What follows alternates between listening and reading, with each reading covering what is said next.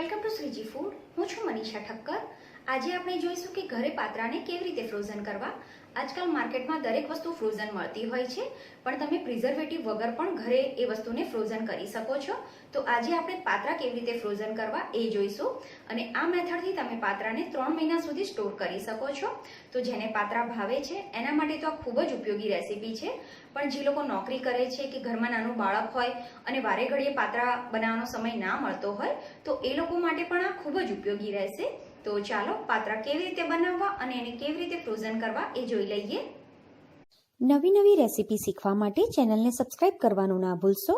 બાજુમાં રહેલા bell icon ઉપર ક્લિક કરી દો, જેથી દરેક નવા વિડીયોની જાણકારી મળતી રહે.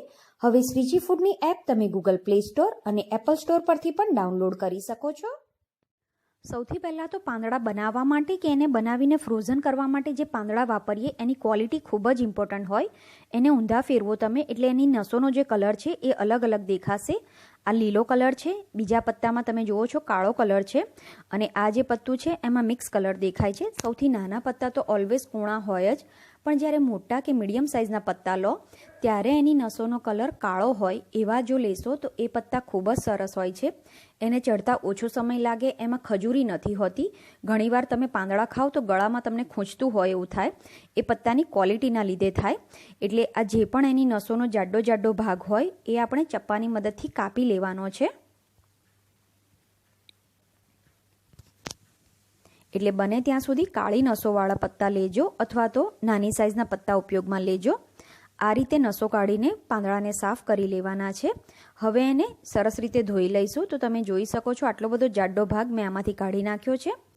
પત્તાને પહેલાં ધોવા હોય તો પણ ધોઈ શકો છો. મેં પહેલાં નહોતા ધોયા એટલે નસો કાઢ્યા પછી એને ધોઈ લીધા છે. હવે કોટનના કપડાથી સરસ રીતે લૂછી લઈશું. અત્યારે આપણે તરત જ એને ઉપયોગમાં લઈએ છીએ એટલે એને લૂછતા થોડો સમય લાગશે, પણ જો તમારી પાસે ટાઈમ હોય તો પાંદડાને સાફ કરીને ધોઈને તમે થોડીવાર કાણાવાળા વાટકામાં કે છાબડામાં રહેવા દેશો તો એની જાતે સરસ એ નીતરી જાય છે. પછી લૂછવામાં ઓછો સમય લાગશે. ખીરું બનાવવા માટે મેં 500 ગ્રામ બેસન લીધું છે. 3 કપ બેસન છે આ. હવે એમાં મસાલા કરીએ તો 1 ચમચી ધાણા જીરું, 2 ચમચી કે તમારા સ્વાદ પ્રમાણે લાલ મરચું. આમાં લીલા મરચાં ખીરામાં નથી ઉમેરવાના. થોડી હળદર, દહીં ઉમેરીશું આમાં આપણે. 2 ચમચી દહીં લેવાનું છે. દહીં થોડું ખાટું હોય એવું લેવાનું. 3 ચમચી ખાંડ. આંબલીની ચટણી મેં લીધી છે 3 ચમચી, જે ખજૂર આંબલીની આપણે રૂટીનમાં બનાવતા હોઈએ એ જ છે. હવે આમાં પાણી નાખીશું. તો પાણી એકસાથે નથી નાખવાનું, થોડું થોડું પાણી ઉમેરતા જઈશું અને એનું ખીરું બનાવવાનું છે.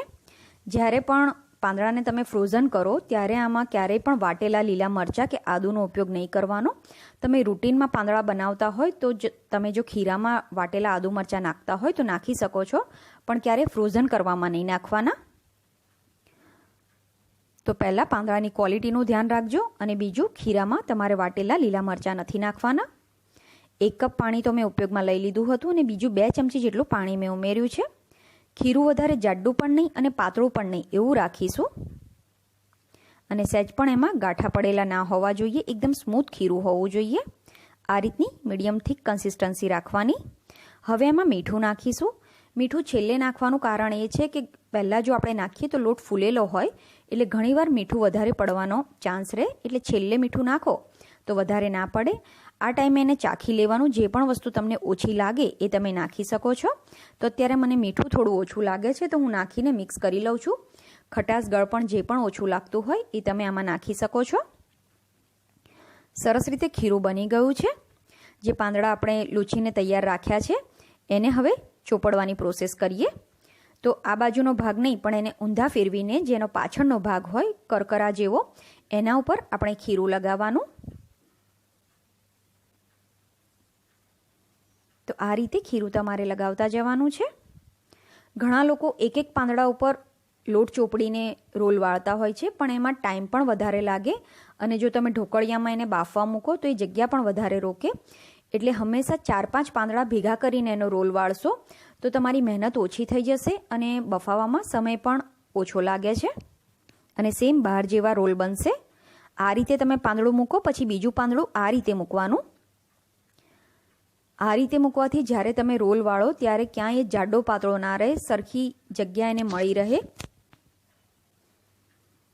અને ખીરું એક સરખું બધે હોય એનું ધ્યાન રાખવાનું. કોઈ જગ્યાએ વધારે કોઈ જગ્યાએ ઓછું એ રીતે નથી ચોપડવાનું.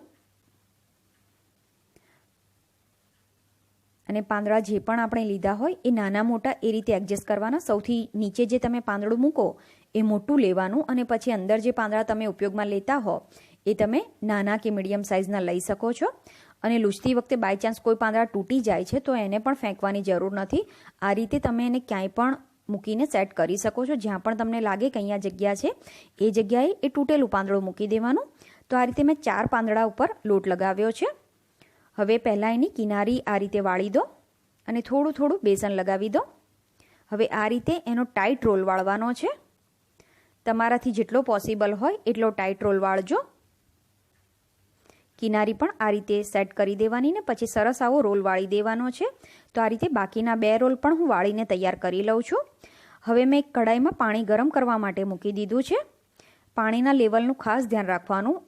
મેં લગભગ 1.25 લીટર જેટલું પાણી આમાં ગરમ કરવા માટે મૂક્યું. જો વધારે પાણી મૂકો તો પણ કાણાવાળા ઢાંકણાની ઉપર પાણી આવી જાય અને પાંદડામાં મિક્સ થઈ જતું હોય છે.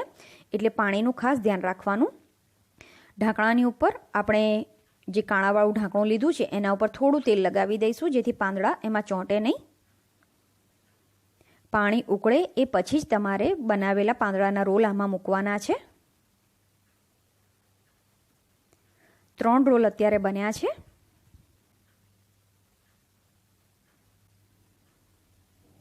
પાંદડા તમે મૂકી દો એ પછી ગેસ મીડિયમ કરી દેવાનો છે અને મીડિયમ ગેસ ઉપર આને 15 થી 20 મિનિટ માટે બફાવા દેવાના છે. તો ગેસની ફ્લેમનું ખાસ ધ્યાન રાખજો અને ટાઈમનું પણ ધ્યાન રાખવાનું છે. 20 મિનિટ થઈ છે. ઢાંકણ ખોલી લઈએ. ચપ્પાની મદદથી એને ચેક કરી લઈએ. તો આ રીતે ચેક કરવાનું તમારે. આ ચપ્પુ એકદમ ક્લીન છે, મતલબ કે પાંદડા બફાઈ ગયા છે. આ થોડું પણ તમને મોઇશ્ચર દેખાય છે એ ચણાનો લોટ ઠંડો થાય એટલે બિલકુલ પણ નહીં રહે. તો હવે આ પાંદડાને આપણે પહેલાં 10 મિનિટ ગેસ ઉપર જ સીજવા દઈશું. તો ઢાંકણ આ રીતે અડધું ઢાંકીને સીજવા દેવાના.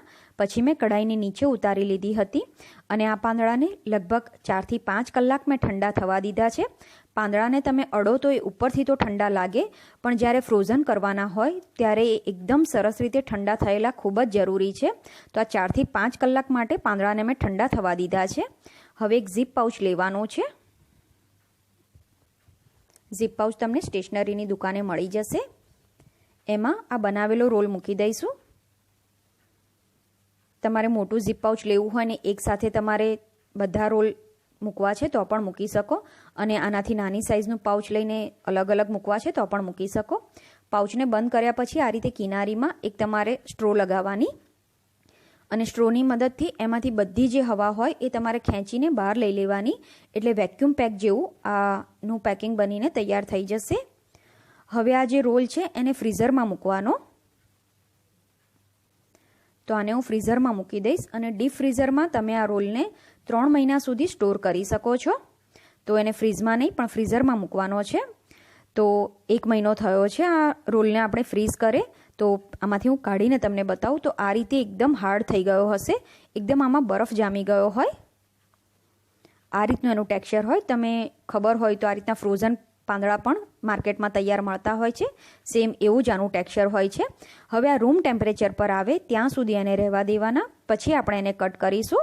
તો આને 3 કલાક રહેવા દઈએ. લગભગ 4 કલાક જેવો સમય થયો છે અને આ પાંદડાનો રોલ એકદમ સરસ રીતે રૂમ ટેમ્પરેચર પર આવી ગયો છે. અને પંખાની નીચે ઠંડો નહીં થવા દેવાનો. એની જાતે જ ઠંડો થાય એ રીતે એને રહેવા દેવાનો છે. જો પંખાની નીચે ઠંડો કરશો તો એ સુકાઈ જશે. અને તમે જોઈ શકો છો તાજા પાંદડા જેવા આપણે બાફીએ છીએ સેમ એવું જ આનું ટેક્સચર છે. ઘરમાં જો ઝીણો ભૂક્કો પસંદ હોય પાત્રાનો તો તમે થોડા ઝીણા પણ સમારી શકો છો આને. અત્યારે મેં આ રીતે એને સમારીને તૈયાર કરી લીધા છે. હવે આને વઘારવા માટે તેલ ગરમ કરવા માટે મૂકીશું. તો એક કડાઈ લઈને એમાં 3 થી 4 ચમચી જેટલું તેલ ગરમ કરવા માટે મૂકવાનું છે. તેલને મીડિયમ ગેસ ઉપર ગરમ થવા દઈશું. તેલ ગરમ થાય એટલે એમાં 1 ચમચી ઝીણી રાઈ ઉમેરીશું. રાઈ તતડે એટલે થોડું જીરું, 1 તજ અને 3-4 લવિંગ, 1 ચમચી સૂકા ધાણા, 1 ચમચી વરિયાળી, 2 સમારેલા લીલા મરચાં, 1 મોટી ચમચી તલ 8-10 મીઠા લીમડાના પાન, થોડી હિંગ ઉમેરીએ અને આ બધાને એકવાર સાંતળી લઈશું. બધું સરસ રીતે સંતળાઈ જાય એ પછી આમાં પાણી ઉમેરીશું. તો લગભગ 1/4 કપ જેટલું પાણી મેં ઉમેર્યું છે. હવે આ ઉકળે ત્યારે જ આમાં થોડું મીઠું ઉમેરીશું પાણીના ભાગનું અને 3 ચમચી ખાંડ ઉમેરવાની છે. સરસ રીતે આને મિક્સ કરી લો અને આને 1 મિનિટ માટે ઉકળવા દેવાનું છે. ગેસ અત્યારે મેં મીડિયમ રાખ્યો છે. પાણી 1 મિનિટ ઉકળે એ પછી જે પાંદડા આપણે કટ કરીને તૈયાર રાખ્યા છે એ આમાં નાખી દેવાના. પાણી આ રીતે થોડું વધારે હોય ત્યારે જ આપણે સમારેલા પાત્રા આમાં નાખીશું, કેમ કે આ ફ્રોઝન છે એટલે આને થોડી મોઇશ્ચરની જરૂર વધારે પડે.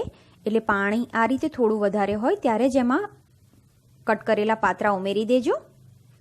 એકવાર એને મિક્સ કરી લેવાના અને પછી ધીમા ગેસ ઉપર એને 5 થી 7 મિનિટ માટે આપણે થવા દઈશું, જેથી અંદર સુધી આમાં વઘારનો ટેસ્ટ બેસી જાય. 5 મિનિટ થઈ છે અને તમે જોઈ શકો છો વઘાર સરસ રીતે પાંદડામાં મિક્સ થઈ ગયો છે. હવે આ ટાઈમે આમાં થોડી સમારેલી કોથમીર ઉમેરીએ.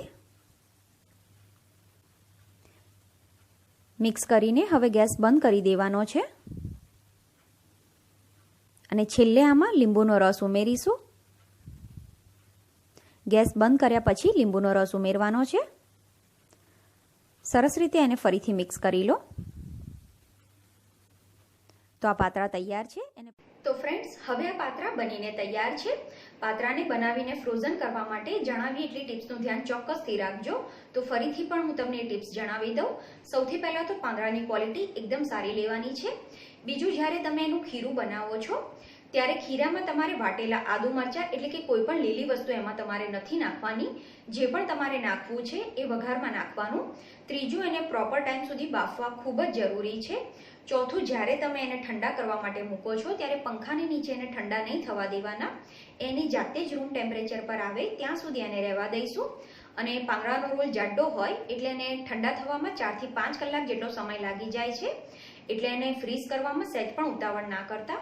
પાંચમું અને સૌથી છેલ્લી ટિપ્સ કે જ્યારે પણ એનો વઘાર કરો ત્યારે ફ્રોઝન પાત્રાના વઘાર માટે થોડી પાણીની કે મોઇશ્ચરની જરૂર વધારે પડે.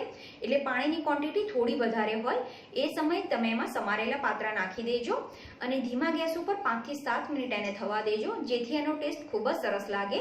તો આટલી ટિપ્સનું ધ્યાન રાખીને તમે પાત્રાને ફ્રોઝન કરશો તો પાત્રા ખૂબ જ સરસ રહેશે. જ્યારે પણ પાત્રાને વધારે ક્વોન્ટિટીમાં તમે સ્ટોર કરતા હોય ત્યારે ઝીપ પાઉચની ઉપર લેબલ લગાવી દેવાનું કે કઈ તારીખે તમે એને ફ્રોઝન કરો છો. કેમ કે કોઈ પણ વસ્તુ આપણે બનાવી હોય ત્યારે એની તારીખ આપણને યાદ હોય, પણ થોડા ટાઈમ પછી આપણને એ તારીખ કદાચ યાદ ના હોય તો એના લેબલ ઉપરથી પણ તમે તારીખ જોઈ શકો અને ક્યારે તમારે એને વાપરી લેવા છે એ પણ તમને ખ્યાલ રહે. તો સ્ટેશનરીની દુકાનમાં તમને નાના નાના એના લેબલ માટેના કાગળ મળી જશે. તો તમારે ઝીપ પાઉચની ઉપર એનું લેબલ કરીને મૂકવાના, જેથી તમને વધારે આસાની રહેશે. અને ક્યારે પણ તમે જે પાત્રા ફ્રોઝન કર્યા છે એ પ્રોપર નથી થયા એનો ખ્યાલ કેવી રીતે આવશે?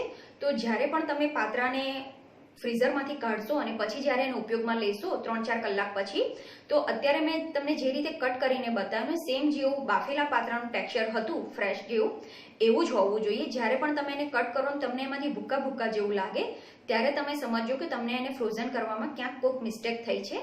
તો એવું ના થવું જોઈએ. એમાં ભૂક્કા ભૂક્કા જેવું ના હોવું જોઈએ. ભૂક્કો થઈ ગયો હોય તો સમજો એ પાત્રા નથી સારા રહ્યા, તો એને તમે ઉપયોગમાં ના લેતા. જેટલી ટિપ્સ જણાવી છે એનું પૂરેપૂરું ધ્યાન રાખજો તો તમારા પાત્રા ચોક્કસ સરસ રહેશે.